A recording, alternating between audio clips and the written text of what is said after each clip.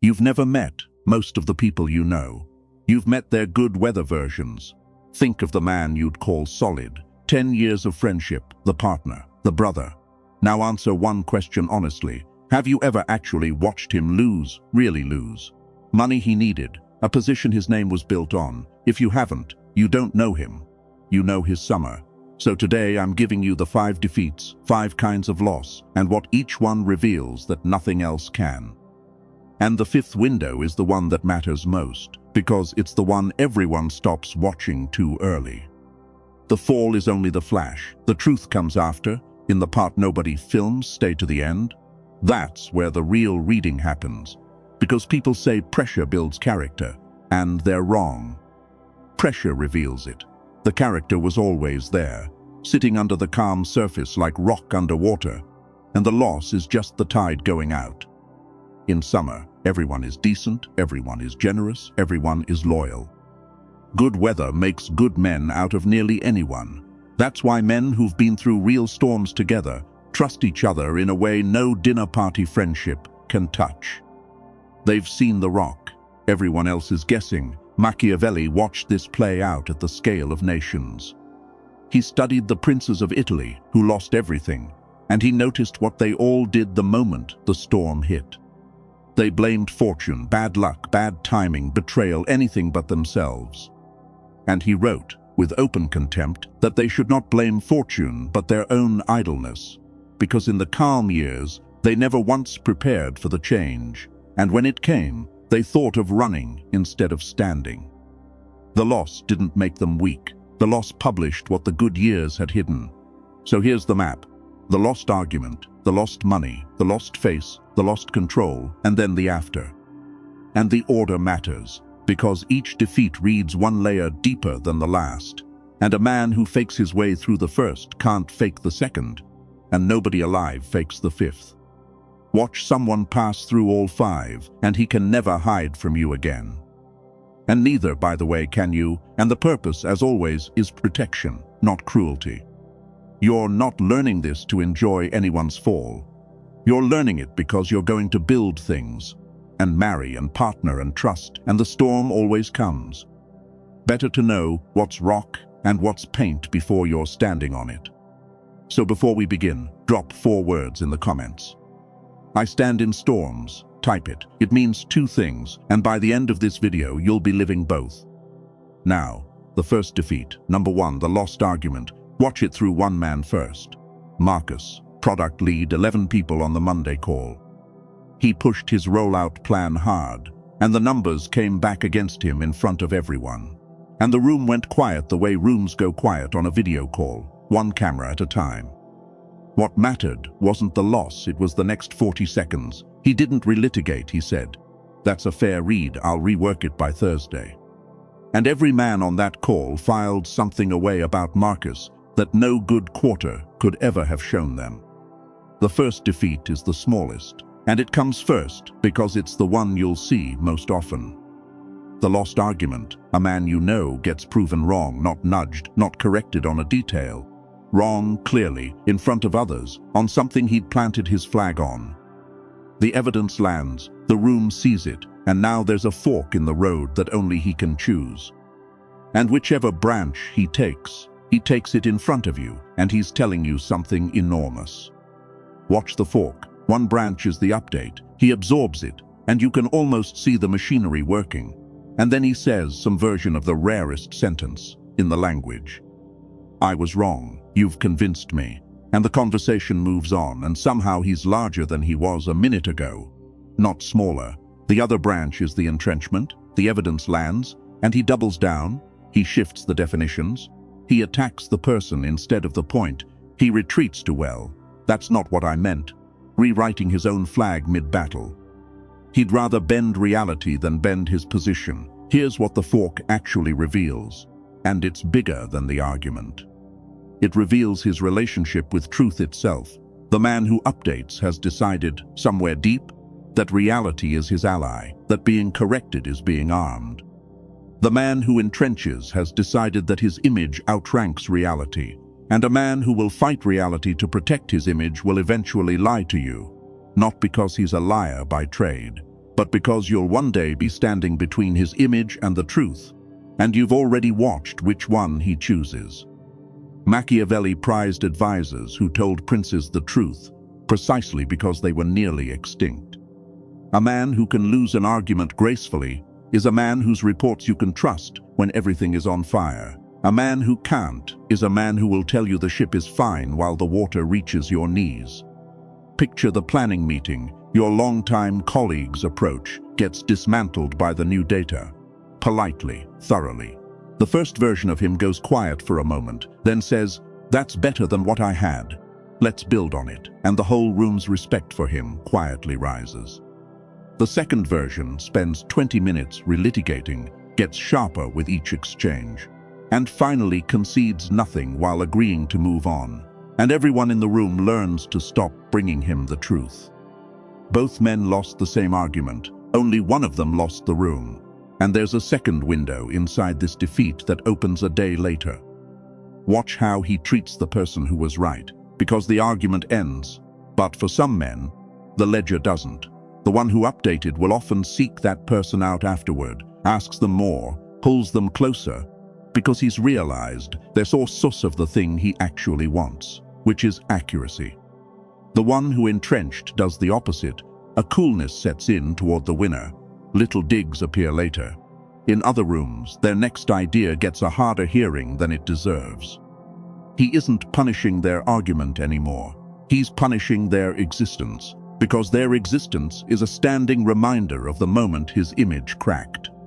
When you see a man quietly campaign against someone whose only crime was being correct, you've learned everything about what happens to people who bring him truths. Including, one day you, so here's the first directive, engineer nothing but waste nothing. Arguments get lost around you every week. Stop watching the argument and start watching the loser. The fork, update or entrench is one of the most predictive single reads you will ever get on a man, because it tells you what he'll do with every inconvenient truth you ever have to bring him. And the second defeat cuts deeper because it comes with fear attached. Number 2, the lost money. The second defeat is the lost money, and money losses read differently from every other kind, because money losses come wrapped in fear. The business takes the hit, the deal collapses, the account drains for reasons fair or unfair, and now the man you thought you knew is operating with fear in the room, real fear, the kind that presses on the chest at 3 in the morning. Fear is a truth serum stronger than any drink. What it pulls out of him, you should watch very closely. Watch 3 things. First, the blame direction, the same compass from Machiavelli's Fallen Princes. Does the loss become a story about the market, the partner, the economy, the betrayal? A story in which he is only ever the victim? Or is there, anywhere in his telling, a sentence that starts with "I missed it. I overreached, I should have seen it"? The man who can locate himself inside his own disaster is a man who can steer.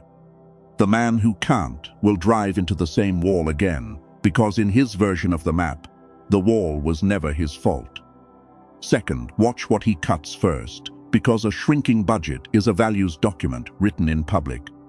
Some men cut the comfort and protect the obligations.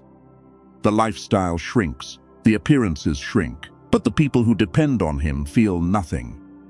Other men do the reverse. The image survives, the car stays, the front stays polished, while quietly the people around him start absorbing the loss, delayed payments, broken commitments, borrowed money with soft terms and no return date.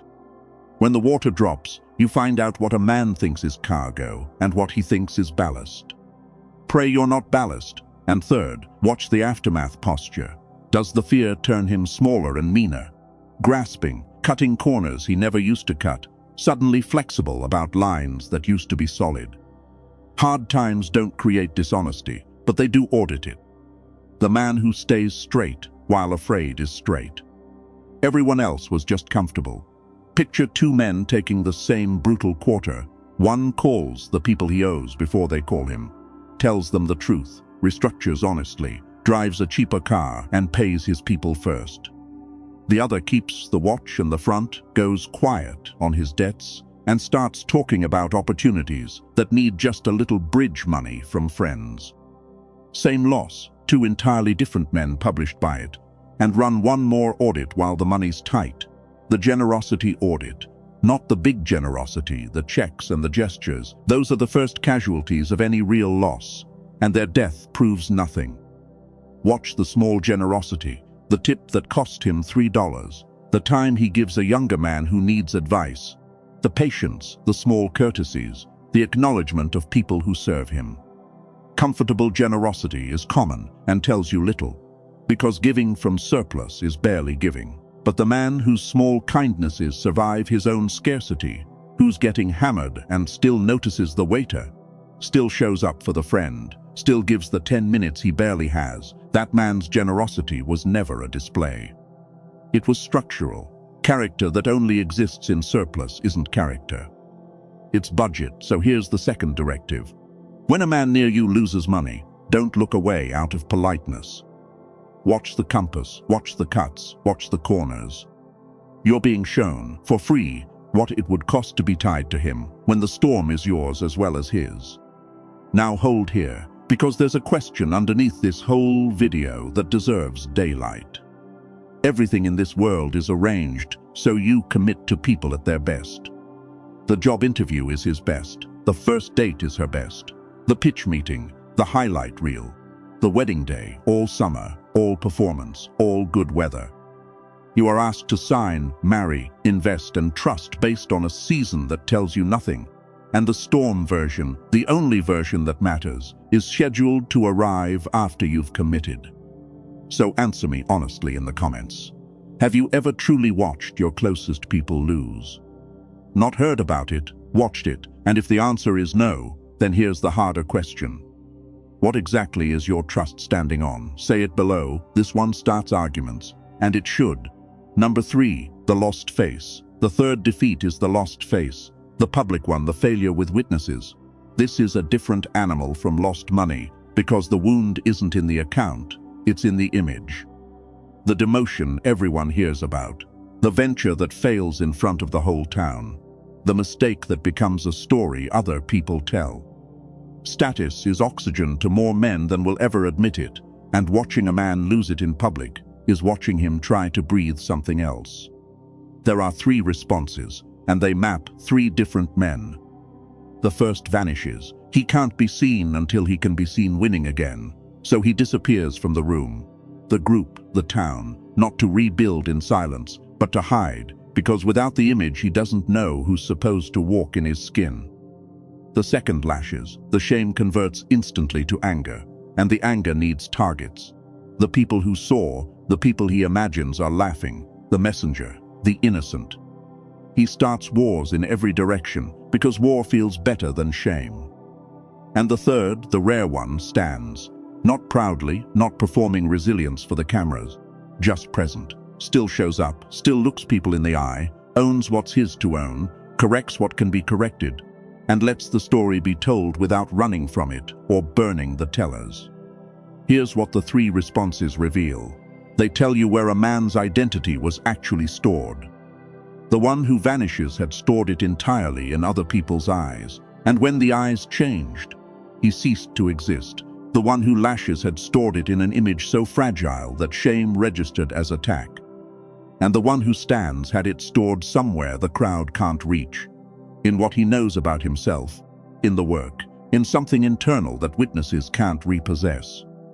Machiavelli's fallen princes are the vanishers of history, the ones who thought of flight the moment fortune turned, because their power had always lived in appearances, and appearances are the first thing a storm takes. Picture the man whose project fails publicly, spectacularly, with his name on it. The stander comes to the next gathering anyway, and when someone raises it, he says, "Yes, that one's mine, here's what I got wrong." And the room, which came ready to pity him, leaves respecting him more than before the failure. Public failure, faced squarely, is one of the only machines that converts humiliation directly into stature. Almost no one knows this, because almost no one has the spine to run the machine. And here's a small tell that arrives months later and settles the whole question. The laugh. Listen for the day the failure comes up, and he tells it on himself, unprompted. with an actual smile, the version where he's the fool of the story and the details are accurate. That laugh is one of the most reliable sounds a man can make, because you cannot genuinely laugh at a wound that still owns you. The men who can never joke about their public failure, ever, whose whole body stiffens when it's mentioned years later, are telling you the shame is still in charge, still steering from the back seat. The men who can hand you the story with a grin have digested it. It's material now, not master. When a man laughs at his own fall honestly and specifically, you're looking at a closed wound. Everything else is still bleeding under the shirt. So here's the third directive, and it's a double one. Read the 3 responses in others: vanish, lash, or stand, and weight them heavily, because you're seeing where their identity lives. And when your own public loss comes, and it will, remember the machine. Stand, own it plainly, and let the witnesses do what they'll do. You'll lose the image either way. Standing is the only option that trades it for something better. And the 4th defeat is the one no man can prepare an image for at all. Number 4, the lost control. And before this one, my stake, stated plainly. I think the old rule about never kicking a man when he's down gets half remembered. Don't kick him, fine. But the men who politely look away are wasting the only honest interview life ever schedules. Watching isn't cruelty. It's the one moment the resume can't talk. The 4th defeat is the lost control. The crisis that can't be fixed by effort, talent, or money. The diagnosis, the betrayal from inside the walls. The event that arrives from outside every plan. The military philosopher Karl von Clausewitz gave this force its permanent name. In his work, On War, published in 1832, he called it friction, and he defined it with a sentence every man should keep. Everything in war is very simple, he wrote, but the simplest thing is difficult. Friction is the gap between the plan and the world, the accumulation of small, impossible things that no strategy survives contact with. Clausewitz's point was not that planning is useless. His point was that the real test of a commander is not the plan. It's what he is when the plan is gone, and that's exactly what the lost control reveals in a man. When effort can't fix it, when there's no move left to make, when he is, for once in his adult life, genuinely helpless, what remains? Because something always remains, and the something is him. Watch 2 things in that season. First, watch who pays for his pain. Helplessness generates pressure, and pressure looks for exits, and the ugliest exit is downward, onto the people closest and safest. Some men, in their worst season, become cruel at home, sharp with the very people holding them up, because those people can't hit back and won't leave. Other men do the opposite. The worse it gets outside, the gentler they get inside, as if they've decided that the one thing still under their control is what kind of man the storm gets to see. That divergence, cruelty downward or gentleness downward under maximum pressure, might be the single deepest read in this entire video. And second, watch whether he can distinguish what's his from what isn't. The man who's lost control of events can still control his response, his conduct, his word, his daily discipline. The one who collapses entirely, who lets the uncontrollable outside dissolve everything controllable inside. Sleep, work, honesty, care, has told you that his order was always borrowed from circumstances. The one who keeps a small, clean square of discipline in the middle of the chaos, who still trains, still shows up, still keeps his word on the little things while the big things burn, has an order that's actually his. Machiavelli called fortune a river that floods, and said the wise build embankments in dry seasons. The lost control shows you, precisely, who built and who only talked about building. Picture the friend whose crisis has no solution, and everyone knows it. One version of him becomes a storm inside the storm, and his family walks on glass for a year. The other version is quieter than you've ever seen him, and somehow kinder, and he tells you one evening, I can't control any of it, so I'm controlling breakfast, training, and telling my kids the truth. That's all I've got. That man is showing you the deepest flaw he has, and it's holding, and understand why the smallest disciplines are the ones to watch, because it seems backwards. Surely, the big things matter more than whether a man still makes his bed in a catastrophe. But the big things are gone. That's the definition of lost control. So the small things are the only instruments still reading. And they read something precise. They read whether his order was a fair weather arrangement or a load-bearing structure. Plenty of men are disciplined the way a ship is tidy in harbor, and the first real sea scatters everything, because the tidiness was decoration. The man whose smallest routines hold in the storm built them as structure, bolted down, meant for weather. You can't tell decoration from structure in calm seas. That's the entire point of watching the storm. So here's the fourth directive. When the uncontrollable hits a man near you, watch the direction of his pressure and the survival of his smallest disciplines. And build your own embankments now in dry season, because your own friction is already scheduled, and the man you'll be inside it is being decided by what you do this ordinary week. And now the fifth window, the one everyone stops watching too early. Number 5, the recovery. Here it is, the fifth window, and the reason the other 4 are only half the reading. The fall is a flash, a moment, a reaction, a flare of truth, but the deepest truth about a man isn't in how he falls. It's in the weeks after, the long, unfilmed, undramatic after, when the witnesses have moved on and the story has gone stale and nobody is watching anymore. The recovery is where the man actually lives, because anyone can produce one good moment in a crisis. Adrenaline is generous like that. The moment of loss is loud, and loud moments can be performed. But the after is quiet, and quiet can't be performed for long because there's no audience to perform for. What does he do on day 40, when the sympathy has dried up, the calls have stopped, and it's just him and the wreckage on an ordinary Tuesday? That's the man. Watch for the fork of the after, because there are only 2 roads out of any real loss. And every man takes one. The first road is bitterness. The loss becomes his address. He moves into it. The story calcifies, always with himself as the wronged party. And he tells it at every table for years, each telling polishing the injustice a little brighter. He isn't rebuilding. He's curating a museum of the thing that was done to him. And the entrance fee is your evening. Time passes, and he doesn't. The second road is the lesson. The loss gets processed, painfully and honestly, into something with a use. He extracts what was his fault and changes it. He grieves what wasn't and releases it. And at some point, quietly, without announcing a comeback, he's simply building again. And the loss has become part of the foundation instead of a monument he lives beside. Here's why this window outranks the others. The first 4 defeats show you a man's reactions. And reactions are partly wiring, partly the weather of a single day. The recovery shows you his direction, and direction is chosen, daily, over months, with no one watching. A man with rough reactions and a true direction will be worth more to you over 20 years than a man with polished reactions who's been circling the same old loss since you met him. Machiavelli's contempt was never for princes who got hit. Everyone gets hit. His contempt was for the ones who, having been hit, blamed the river and rebuilt nothing, and were surprised by the next flood. And now turn it, briefly, because you already know this window has your name on it too. Your losses are auditions.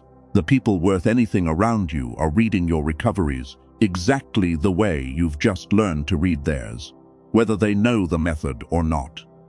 They're watching whether your setback becomes your address or your foundation. Which means the fifth window isn't only a lens, it's a standard. When your loss comes, fall however you fall. The flash matters less than they told you. But the after is yours entirely, every quiet day of it. Choose the second road while nobody's filming. That's the whole examination, and almost nobody knows they're taking it. One more distinction before the directive, because the world will try to confuse you here. Recovery is not the same as recouping. A man can get all the money back, get the position back, get the applause back, and still have failed the fifth window completely, because he came back smaller, meaner, more brittle, more afraid. And a man can recover almost nothing material and pass the window entirely, because what walked out of the wreckage was larger than what walked in. The world only measures the balance sheet, so the world constantly celebrates hollow recoveries and misses real ones. You now know better. When you read a man's after, measure the man, not the assets. What he got back is fortune's business, who he became is his. So here's the final directive. Extend every read to day 40, never conclude a man from his fall, conclude him from his direction when the noise dies. And hold yourself to the window you now know exists. The storm shows the man, the recovery makes him, so walk the 5 defeats one more time. The lost argument, and the fork between updating and entrenching, his relationship with truth.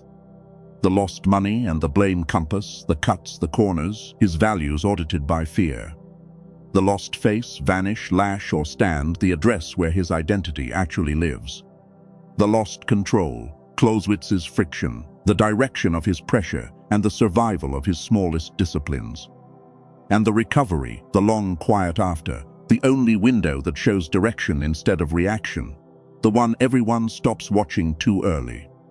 Here's what changes when you read losses this way. Your trust stops being a guess. You'll know, with real evidence, which of your people are rock and which are paint, before you're standing on them in a storm of your own. You'll stop being surprised by collapses everyone calls sudden, because you'll have seen the fork taken years earlier, in some small argument nobody else was watching. And you'll hold your own losses differently, because you'll know the truth the whole culture hides. The fall was never the test. The after was always the test, and the after is the one part of any disaster that belongs completely to you. Machiavelli's fallen princes had every gift except weather. They were brilliant in summer, all of them. So is everyone. Stop reading summers. And the question from the midpoint, what is your trust actually standing on, finally has a real answer. 5 windows watched patiently instead of one long summer. Say it one more time and put it in the comments. I stand in storms, both meanings now. The man who watches them clearly, and the man who holds when his own arrives. If this one landed, you're one of us now. Subscribe and stay close, because there's a darker chapter in this same book. Some people around you aren't just fair-weather friends who'll fold in your storms. Some of them are quietly hoping your storm comes. The next video gives you the 7 signs of a friend who secretly wants you to fail, and they're all hiding in plain sight behind smiles. Don't miss it. Read the fall, weigh the after, and build your embankments this week, in dry season, like a man who knows the river is real.